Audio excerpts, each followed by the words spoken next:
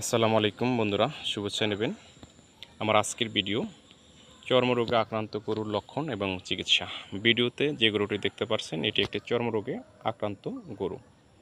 প্রথমে আমরা আলোচনা করব চর্মরোগে আক্রান্ত গরুর লক্ষণ নিয়ে। চর্মরোগে আক্রান্ত গরুর প্রধান লক্ষণ হলো সারা শরীরে ফোস্কা পড়বে, ঘা হবে, ক্ষতের সৃষ্টি হবে।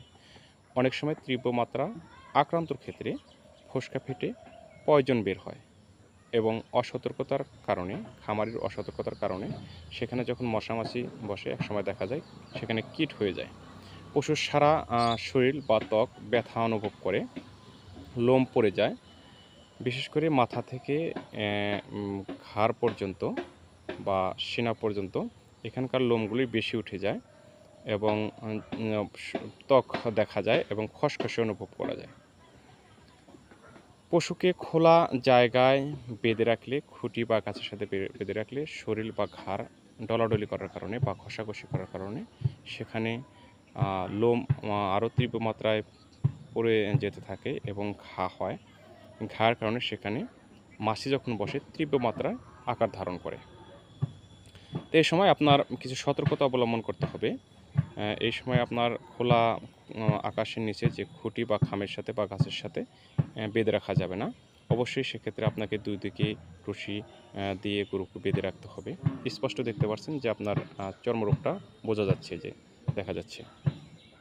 তো এখন আপনারা চিকিৎসা দেবেন কি? প্রথমে এই গরুকে চিকিৎসা করাতে হবে অ্যান্টিহিস্টা, যদি তাপমাত্রা ঠিক থাকে অ্যান্টিহিস্টা ইঞ্জেকশন অথবা ডেক্সাভেট ইঞ্জেকশন 100 কেজি বডি ওয়েটের জন্য 8 থেকে 10 ml গভীর মাংসে দিতে হবে এবং সেই সাথে আইভারমেকটিন ইঞ্জেকশন 50 কেজি দৈহিক ওজনের জন্য 1 মিলি করে আইভারমেকটিন ইঞ্জেকশন, যেমন এমেকটিন প্লাস, এটা চামড়ার নিচে দিতে হবে।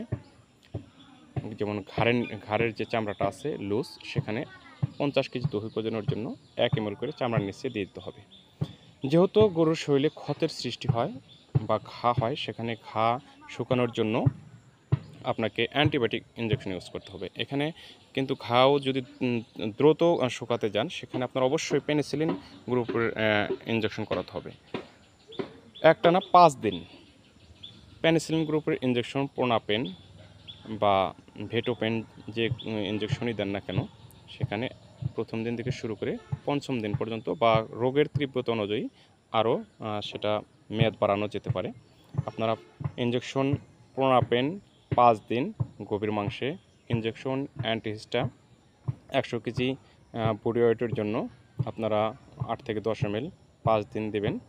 এবং প্রথম দিন আপনারা যখন আইভারমেকটিন ইঞ্জেকশন দিয়ে দেবেন 50 কেজি দৈহিক ওজনের জন্য চামড়ার নিচে 1 ml করে, এবং সপ্তম দিন অর্থাৎ 7 দিন পর আবার আপনারা আইভারমেকটিন ইঞ্জেকশনটা চামড়ার নিচে দিয়ে দেবেন, সাথে অ্যান্টিহিস্টা ইঞ্জেকশন দিয়ে দেবেন।